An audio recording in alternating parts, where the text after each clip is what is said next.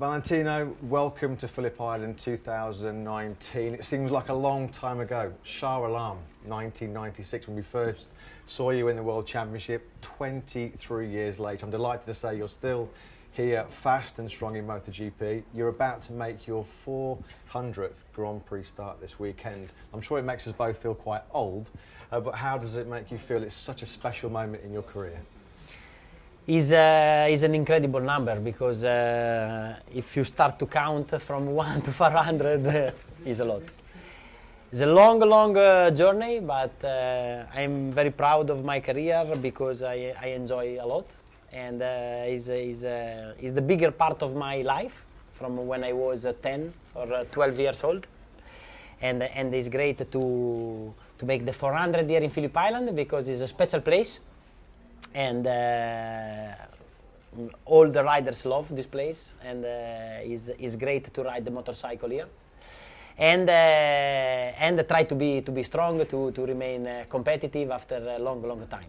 We want to talk about this incredible journey over the last 23 years. Actually, the two of us started together in the World Championship back in 1996. I think back then we probably had a lot less money and a lot more hair. Yeah. I certainly did. But the paddock has changed so much in that 23 years' time. What have you felt like has been the biggest change in paddock life in general? I remember when you were, 16 or 17, pulling wheelies on the scooter, pulling wheelies on your push bike. Now you can't go anywhere in the paddock really without having an army of fans come to you. So talk us through how paddock life has changed for you over these last 23 years, Valentino.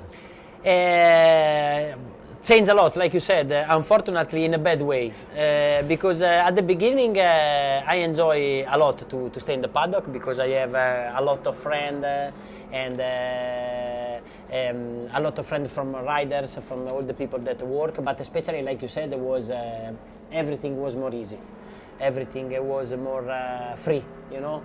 You go with the scooter, you make a wheelie, you modify the scooter with more power. Take the pipe off. Exactly, it was like the second home. And in the last years, everything is more difficult in a good way because the fun are there. I have a lot of fun all the time. But for me now, the paddock life is finished because already for move from my motorhome to the box to the pit is a work, you know. So now the paddock life is inside of the box, inside of the motorhome, like this, but it changed very much. One thing which has changed for the good of the MotoGP since 1996 is the TV exposure. Now millions of people tune in to watch you race on Sunday, and certainly the explosion in social media coverage. That's something completely different to when we both started. How have you found that? I guess in 1996 probably 1 or 2 journalists came to see you. Now every media debrief there's 20, 25 journalists, and social media has completely changed everything. Yeah,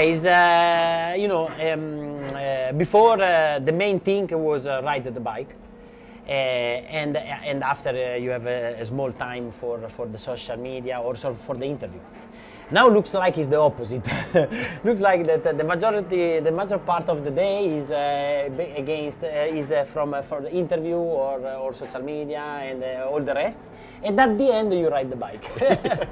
is like this. But I think there is a change also in the normal life for the normal people because this big exposure change very much the life of everybody. You are always live, you know. Before was a lot different. I think that these have the good things.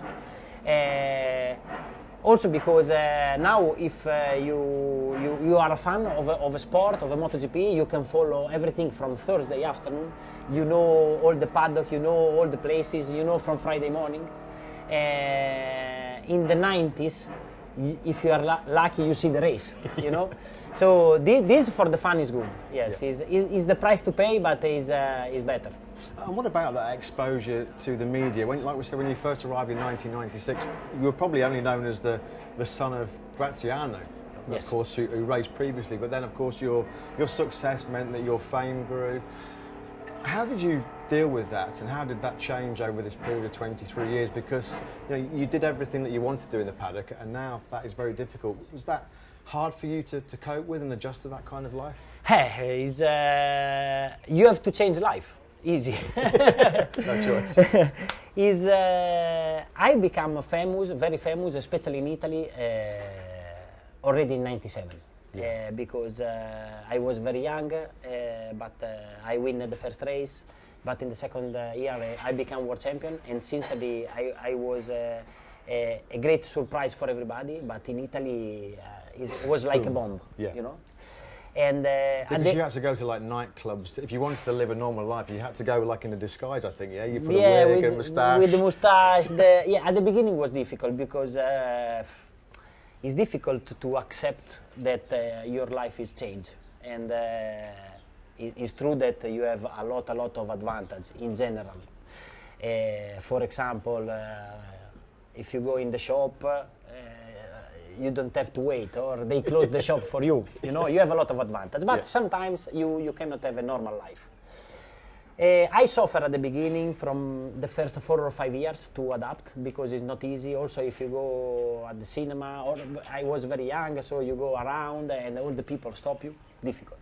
But after, piano piano, I get used to this, and I try to make anyway a normal life. Balance, also if it's not normal. And under this point of view, staying in Tavuglia is very good, because really if I stay in Tavuglia or in that close area, a little bit also in Pesaro, I don't want to say that is normal, but the people don't bother me a lot, sincerely, because they are used to see me, so I can go at the restaurant, I can go around, so easy. But if I move 20 kilometers, it's different. It's tough. You've always had this special relationship with your fans. Even now, everywhere we go in the world, it's like a sea of yellow everywhere. How has your relationship changed with the fans? Because perhaps previously, when you were at the height of your career, when you were winning races, winning lots of championships, they kind of came to the racetrack expecting you to win. Now it's kind of different as you reached a certain point of your career. So how has that relationship, do you feel, changed with your fans? Yes, I'm very happy, I'm very proud, because like you said, when you win and you are the number one, is easy to have the majority part of the fun. But during my career, I do something that remain inside of the people, especially of my fan. Like, for example, when I change bike, when I go to ride with the Yamaha from the Honda, or when I come back from Ducati to Yamaha and I restart to be competitive, or when have the bad finish in 2015 when they make me lose the championship. So all these things is don't forget from my fan. And anyway, also if unfortunately now for me it's more difficult to win or be competitive. Anyway, I have a great support in all the year. It's like I raise one level. I am in another level for my career, you know. So more than the present is important. What's happened in these 400 Grand Prix? I think it's fair to say, Valentino, probably one of the most impressive things that you've done over the previous 399 Grand Prix is that you've always found a way to stay competitive. We know every year MotoGP gets tougher and tougher. The bikes are more technical, their performance is much higher, and the level of the riders, the talent, is incredible. How have you seen the competition in terms of riders change over the years, and how have you dealt with the different generations? Because it was Pedrosa, Stoner, now it's Marquez. How have you done that? Because you've always been able to evolve and always be competitive. Yeah, for me, you have two aspects very important. The technical aspect from the motorcycle that is changed very, very much. If you think in 2001, the 500cc, the bike changed completely. But also, if you compare a bike of 2019 with the bike of 2005, is anyway MotoGP, is anyway 4-stroke 1000, but you have a lot of more electronic, and the tires change, the brake change. So first of all, you have to modify your style for try to bring this bike at the limit, because the limit is a lot higher compared to 2005, for example. Yeah. So this is one thing. The other thing is the evolution of species, you know. The next generation is always stronger, and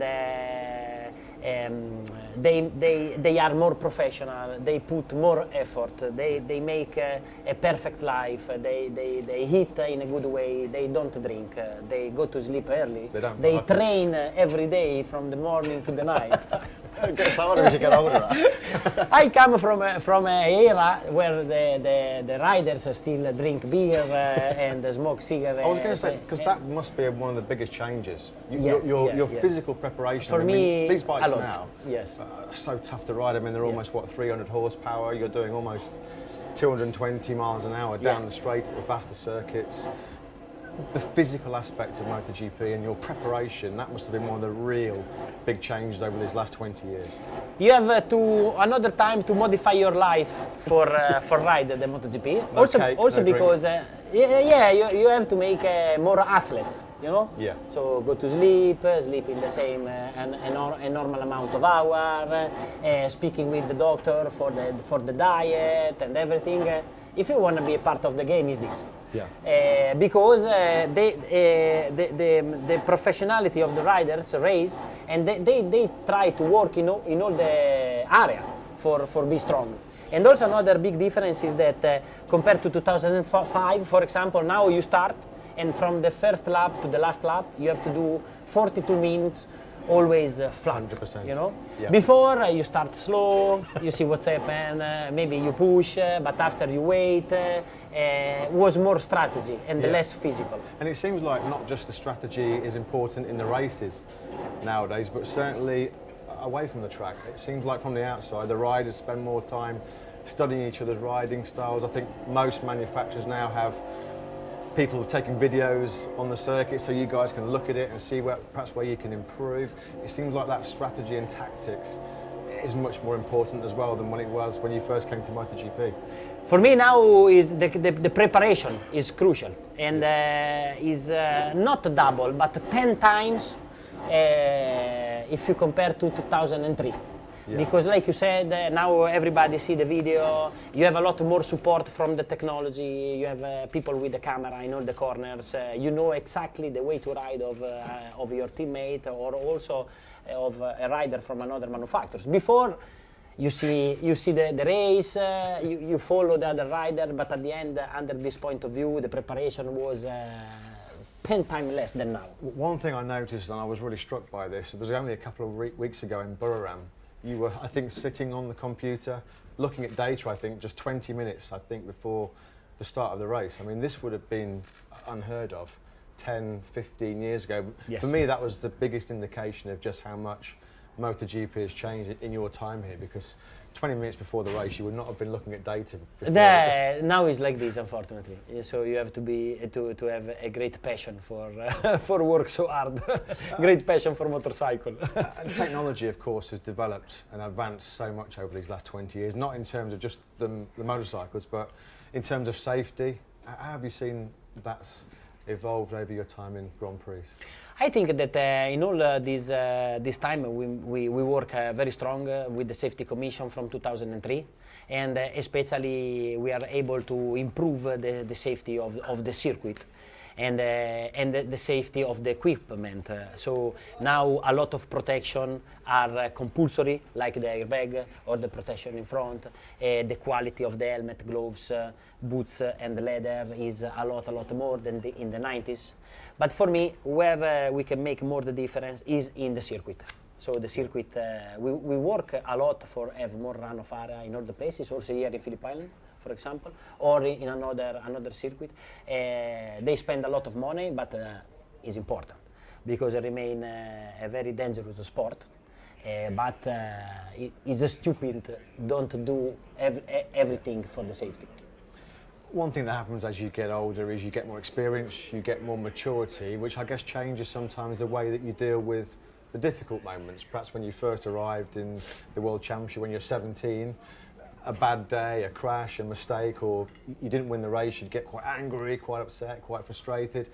I mean, does that change as you get older? Do you learn to deal with the disappointments more easier? For me, what you feel inside is very similar. but with the experience, you learn that you have to be more quiet, more soft, when the things are good, but especially when the things are bad, you know, because sometimes lose the control or get very angry is for nothing. Is better try to think at the next step, the next move, you know, instead of remain there and be angry, you know. But this you need experience for life, because for me, like for us, for everybody that racing, I think is a very important part of the life, you know. So if you did a mistake or you don't arrive at the result that you want, is a big problem. So in reality, is not the main problem that you can have, but anyway, is an important part. Yeah. So you have to try to manage with this.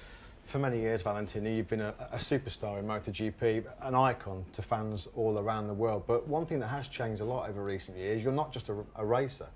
You are an entrepreneur with, I mean, brand VR46 is huge. You're a mentor, I mean, obviously with the VR46 Academy. How much has that changed in racing? I mean, obviously that must take up a lot of your time. Can you still separate that from the racing? Yeah, allora, for us, for me, for Ruccio, for our team, motorcycle racing is a great passion, you know. So when you start to get old in 2012, 2013, you start to look at the future and try to find the way to remain in the business, no? The best way. So you start to do something that was incredible 10 years ago, like a team. You know, everybody that say to me, after you stop, you make a team. I say, no, after I stop, I go in one island in the Caribbean, all these things, and Chiringuito, this. But after is not true, because it's good to be part of the game. And what we like a lot, what I like a lot, is try to help the young riders. Because in Italy we have a great school of motorcycle, but in the last years Spain work a lot more and in a better way, so they make another level. So we want to try to help the young riders, also because we have first of all my brother and also some good friend like Franco Morbidelli that have a difficult story. Luke is coming quite strong, huh? Yeah. The problem is that the situation is faster than what we expect, and now Morbidelli arrive in front of me. Yeah, but he's a part of the game. Valentino, I've just got a couple more questions. Just from talking to you over these last 15, 20 minutes or so, we can still see, after all these years, the one thing that hasn't changed. It is your love for MotoGP, your love for racing, your passion. It's so infectious. I guess that is the one thing that probably hasn't changed. It's your motivation, your desire to still be here doing the sport you love. Yeah, thanks a lot. This is the key. This is the secret. A lot of people say to me, "What's your secret?" For me, it's just the passion for motorcycle, because I grow in up like this with my father. My father gave me the passion and bring me on the motorcycle when I was 2, and is something inside of me that will be more or less always the same. Also, when I become really old, you know? This is the secret. Now, if you could go back in time and have one race again, just to relive that special taste, that special emotion in your career, which one would it be? Which race would you like to do all over again, just to have that special feeling? I think South Africa 2004. I knew you were going to say that. I think a lot of time at this question, and the best is the first victory with the Yamaha, because was a special moment, and nobody expected, sincerely. So was a great challenge, very brave choice. And this is the highlight of my career until now. And you've ridden so many different motorcycles, 125s, 250s, 500s, lots of different MotoGP bikes. If you could do one race again on any particular bike, which one would you love to try again? From 1 to 5, you mean? Anything. If you had one bike, of all the bikes you've ridden in your career, if somebody said to you now, Valentino, you can do one more race on this bike, which one would it be? Yeah, I want to say maybe Phillip Island 2003 with the Honda 5-cylinder. when I won after the yellow flag and after the 10 second.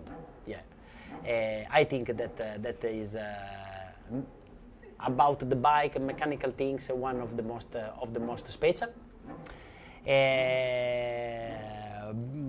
Because it was a great moment, yes. And also Phillip Island, sunny day, you know. So it was a special day.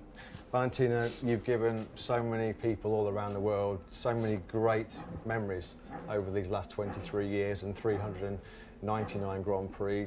Many congratulations on such a fantastic moment in your career. 400 Grand Prix here in Australia this weekend, and we hope you much more success in the future. Okay, thanks a lot, Matt. Thanks, Always a pleasure. Always a pleasure. And it's all. See you.